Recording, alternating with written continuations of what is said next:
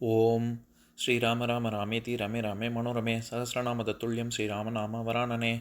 உலகம் யாவையும் தாமுழா வாக்கலும் நிலைபெறுத்தலும் நீக்கலும் நீங்களா அழகிலா விளையாட்டுடையார் அவர் தலைவர் அன்னவர் சரண் நாங்களே. எத்திர எத்திர ரகுநாத கீர்த்தனம் தத்திர தத்திர கிருத்தமாஸ்தகாஞ்சலிம் வாஷ்பவாரி பரிபூர்ணலோச்சனம் மாருதிம் நமது ராட்சசாந்தகம். அஞ்சிலே ஒன்று பெற்றான் அஞ்சிலே ஒன்றை தாவி அஞ்சிலே ஒன்று ஆறாக ஆரியர்க்காக ஏகி அஞ்சிலே ஒன்று பெற்ற அணங்கை கண்டு அயலாரூரில் அஞ்சிலே ஒன்றை வைத்தான் அவன் எம்மை அழித்துக் காப்பான். இன்னைக்கு நம்ம கம்பராமாயணத்துல பாலகாண்டத்துல மிதிலை காட்சி படலத்துல 130வது பாடல் பார்க்க போறோம். வடாதிசை முனியும் நன்னி மலர்க்கரம் நாசி வைத்து ஆங்கு இடாவு பிங்களையால் நைய இதே தூடு எழுந்து ஒன்று எண்ணி விடாது பல்பருவம் நிற்ப மூலமா முகடு விண்டு தடாது இருள் படலை மூட சலித்ததோ எத்தலமும் தாவி. இதுதான் பாட்டு. இப்ப நம்ம பதம் பிரிச்சு பொருள் பார்க்கலாம். முனியும் வடாதிசை நன்னி, கௌசிக முனிவனும் வடக்கு திக்கை அடைந்து ஆங்கு மலர்க்கரம் நாசி வைத்து அவ்விடத்தில் தாமரை போன்ற கையின் விரல்களை மூக்கின் மேல் வைத்து இடாவு பிங்களையால் நைய, இடைகளையானது பிங்களையோடு அடங்கும்படி பிராணாயாமம் செய்து இதயத்து ஊடு எழுத்து ஒன்று மனத்திலே பிரணவ மந்திரத்தை எண்ணி தியானித்துக் கொண்டு பல்பருவம் விடாது நிற்ப, பல ஆண்டுகள் வரை தவத்தில் நிலைத்து நிற்க மூலம் மா முகடு விண்டு, அப்பொழுது மூலாக்னியால் அவனது பெரிய கபாலம் வெடித்து விரிந்து இருள் படலை, அதிலிருந்து இருளின் கூட்டத்தையொத்த புகை மண்டலம் தடாது தாவி தடுக்கப்படாமல் மேலெழுந்து மூட எங்கும் கவிந்து நின்ற அளவிலே எத்தலமும் சலித்தது, எல்லா உலகம் சலிப்புற்றன. இப்ப நம்ம இந்த பாட்டுல இருக்கக்கூடிய நயங்களை பார்க்கலாம். நம்ம சென்ற பாடல்ல பார்த்தோம்ல, கௌசிக முனிவன் இறுதியாக வடக்கு திசை நோக்கி சென்றான் தவம் இருக்க அப்படின்னு. அதை தொடர்ந்து இந்த பாடல்ல கம்பர் என்ன சொல்ல வராரு, என்ன மாதிரியாக அவர் தவம் இருந்தார் அப்படின்னு சொல்ற இடத்துல இடகலை பிங்களை அதை அடக்கி பிராணாயாமம் செய்து அவர் பல ஆண்டுகள் தவம் புரிந்தார். இப்போ ஓம்காரத்தை பிரணவ மந்திரத்தை தியானிச்சு பல காலம் தவம் இருந்து அதுக்கப்புறம் என்னாச்சு அப்படின்னா கபாலம், அதாவது மூலமா முகடு விண்டு, இந்த இடத்துல முகடு அப்படிங்கிறது தலை ஓட்டு, நம்ம மண்டை ஓடுன்னு சொல்றோம்ல, அந்த தலை ஓட்டின் உச்சி பகுதி அதுதான் முகடு. மூலமா முகடு விண்டு அது வெடித்து விரிந்து அதிலிருந்து இருள் கூட்டமானது உலகம் பூரா எல்லா உலகங்களிலும் பரவியது அப்படின்னு. பொதுவாகவே அந்த கபாலம் வெடித்தது அப்படின்னா நிஜமாவே வெடிக்கிறது அப்படின்னு அர்த்தம் இல்ல. அங்க பேராற்றல் பெரிய சக்தி அதன் ஊடாக வெளிவந்தது அப்படின்னு தான் பொருள் கொள்ளணும். அதனாலதான் துறவிகள் ஞானிகள் சன்னியாசிகளுக்கு எல்லாம் ஈமச்சடங்கு பண்ணும் பொழுது பொதுவாக அவங்க அந்த கபாலத்துல இருந்து உயிர் பிரிவதை அவங்க ரொம்ப ஒரு உயர்ந்த ஒரு உன்னதமான ஒரு விஷயமா கருதுவாங்க. அந்த மாதிரிதான் இங்க கம்பர் சொல்றாரு. இதுல இடாவு பிங்களை, இடைகளை பிங்களை அப்படிங்கிறது தான் நம்ம பிராணாயாமத்துல சொல்றது. அதாவது இடைகளை தச நாடிகள் அப்படின்னு சொல்லுவாங்க. அதுல இடைகளை அப்படிங்கிற நாடிங்கிறது இடமூக்கால மூச்சு காற்றை உள்வாங்குவது, பிங்களைங்கிறது வல மூக்கால விடும் மூச்சுக்காற்று. இந்த மாதிரியாக இது ரெண்டையும் ஒன்றாக அடக்கி பிராணாயாமம் செய்தார் அப்படின்னு. இதுல சொல்லும் பொழுது வடதிசை அப்படின்னு சொல்லாம வடாதிசை அப்படின்னு சொல்றாரு. அதே மாதிரி இடைகளை பிங்களை அப்படிங்கறத இடாவு பிங்களை அப்படின்னு சொல்றாரு. இந்த வடா இடா இப்படின்னு சொல்றது எல்லாமே நீட்டல் விகாரம். நம்ம அது ஏற்கனவே நிறைய தடவை பார்த்திருக்கோம். நன்னூல் நூற்பா 155 வலித்தல் மெலித்தல் நீட்டல் குறுக்கல் விரித்தல் தொகுத்தல் வரும் செய்யுள் வேண்டுழி அப்படின்னு. அதுல நம்ம எப்பவும் அதாவது அடிக்கடி சொல்ற விகாரம் நீட்டல் விகாரம்ங்கிறது ஈசன் எந்தன் இணையடி நீழலே அப்படின்னு வரும். இது அப்பருடைய ரொம்ப பிரசித்தி பெற்ற பாடல். மாசில் வினையும் மாலை மதியமும் வீசுதென்றலும் வீங்கில வேனிலும் மூசு வண்டரை பொய்கையும் போன்றதே ஈசன் எந்தன் இணையடி நீழலே அப்படின்னு. எப்படி நிழலே அப்படி ஈசன் அடி இது இணையடி நிழலே அப்படிங்கிறது நீழலே அப்படின்னு ஆகுதோ அந்த மாதிரிதான் இந்த பாட்டுல வட திசை அப்படிங்கிறது வடா திசை அப்படின்னும், இட பிங்களை அப்படிங்கிறது இடாவு பிங்களை அப்படின்னும் ஆகுது. அவர் அப்படி சொல்லும் பொழுது என்ன சொல்றாரு, இடாவு பிங்களையால் நைய அப்படின்னு. நைத்து நைதல் அப்படின்னாலே நிறைய பொருள் இருக்கு, நமக்கு எல்லாருக்கும் தெரிஞ்ச பொருள். அதாவது ரொம்ப நசுங்கி போச்சு, நஞ்சு போச்சு, துணி நஞ்சு போச்சு அப்படின்னு சொல்லுவாங்கல்ல.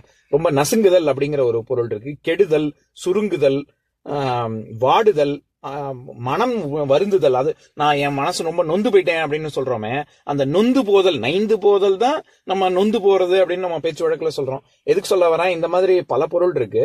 அதெல்லாத்தையும் தவிர இந்த இடத்துல ஒன்றோட ஒன்று அடங்கி ஒடுங்குகிறது, இடைகளையானது பிங்களையோடு அடங்குகிறது, ஒடுங்குகிறதுங்கிற பொருள்ல தான் வருது.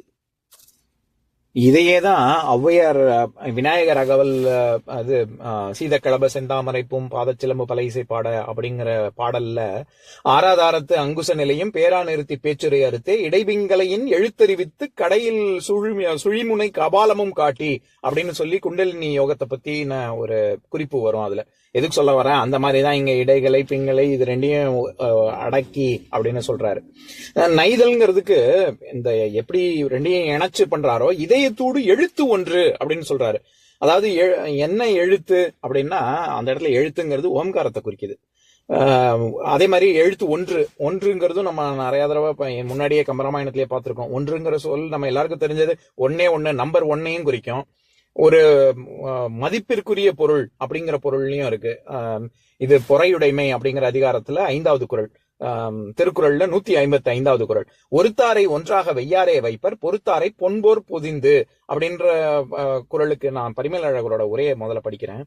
ஒருத்தாரை ஒன்றாக வெய்யார், பிறன் தமக்கு தீங்கு செய்த வழி பொறாது அவனை ஒருத்தாரை அறிவுடையார் ஒரு பொருளாக மனத்துக் கொள்ளார். அந்த இடத்துல நல்லா அவனை ஒரு ஆளாவே மதிக்கல அப்படின்னு சொல்ற இடத்துல ஒரு ஆள் அப்படின்னா ஒருங்கிற நம்பரை குறிக்கல இல்ல. அந்த இடத்துல நான்லாம் ஒரு ஒரு மதிப்பே கொடுக்க மாட்டேன் உனக்கு அப்படிங்கிற பொருள்ல தானே வருது. அப்படியும் பொருள் இருக்கு. அதை தவிர ஒன்றுபட வேண்டும் அப்படின்னு சொல்ற இடத்துல ஒற்றுமையை குறிக்கும். இதெல்லாம் தவிர வாய்மைங்கிற பொருளும் ஒண்ணு இருக்கு. ஏன்னா ஒன்றுரைத்து வாய்மை ஒன்றுரைத்து அப்படின்னு கம்பராமாயணத்திலையும் இனி வரும் பாடல்கள்ல நம்ம பார்க்க போறோம். அதாவது நடப்பது ஒண்ணுதான், சத்தியம்ங்கிறது ஒண்ணுதான். அது வெவ்வேறு கோணத்துல வெவ்வேறு ஆளுங்க வேற மாதிரி சொல்லுவாங்களே ஒழிய வாய்மைங்கிறது ஒண்ணுதான். அதனால வாய்மைங்கிற பொருளும் இருக்கு. இதெல்லாம் தவிர ஈடு இணை இல்லாதது, ஒப்பற்றது அப்படிங்கிற பொருளும் இருக்கு. அதாவது தனக்கு நிகர் தான் அப்படிங்கிற மாதிரி. அது எப்பவும் நான் சொல்ற உதாரணம் தான். திருவாசகத்துல சிவபுராணத்துல முதல் பாடல்லயே இருக்கும்ல, அதை படிக்கிறேன் கேளுங்க. நமச்சிவாய வாழ்க, நாதன் தாழ் வாழ்க, இமைப்பொழுதும் என் நெஞ்சில் நீங்காதான் தாழ்வாழ்க, கோகழி ஆண்ட குறுமனிதன் தாழ்வாழ்க, ஆகமம் ஆகி நின்ற அன்னிப்பான் தாழ்வாழ்க, ஏகன் அநேகன் இறைவனடி வாழ்க.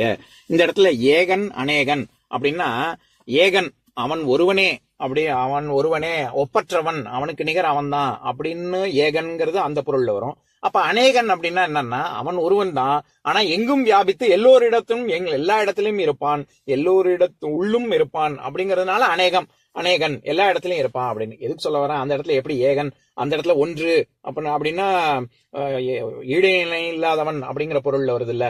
அந்த மாதிரிதான் இங்க பிரணவத்தை சொல்லும் பொழுது கம்பர் என்ன சொல்றாரு, இதயத்தோடு எழுத்து ஒன்று எண்ணி அப்படின்னு. அது ரொம்ப ஓங்காரம் தான் எல்லாத்துக்கும் ஒண்ணு, அதுக்கு இணை வேற ஒண்ணும் கிடையாது இல்ல.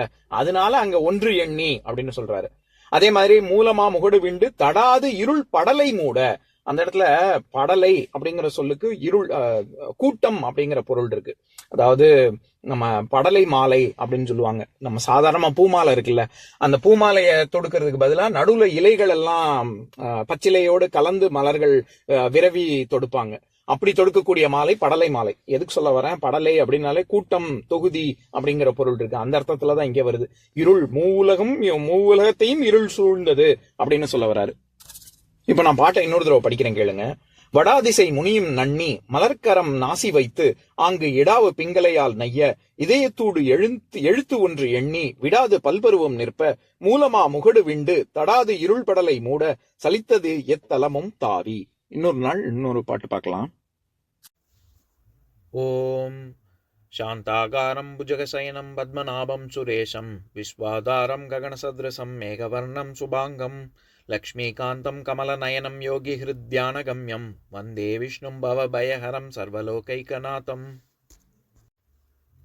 உம்பரோடு இம்பர்காரும் உலகம் ஓர் ஏழும் ஏழும் எம்பெருமான் என்று ஏத்தி இறைஞ்சி நின்று ஏவல் செய்ய தம்பியரோனும் தானும் தருமமும் தரணி காத்தான் அம்பரத்து அனந்தர் நீங்கி அயோத்தியில் வந்த வள்ளல். ஓம் பூர்ணமதః பூர்ணமிதம் பூர்ணாத் பூர்ணமுதஸ்யதே பூர்ணஸ்ய பூர்ணமாதாய பூர்ணமேவாவசிஷ்யதே. ஓம் சாந்தி ஷாந்தி ஷாந்தி.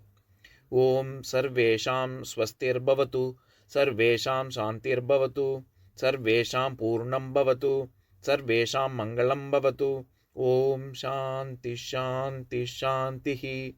ஓம் சர்வே பவந்து சுகினः, சர்வே சந்து நிராமயாः, சர்வே பத்ராணி பஷ்யந்து, மா கஷ்சித் துக்கபாக் பவேத். ஓம் சாந்தி ஷாந்தி ஷாந்தி.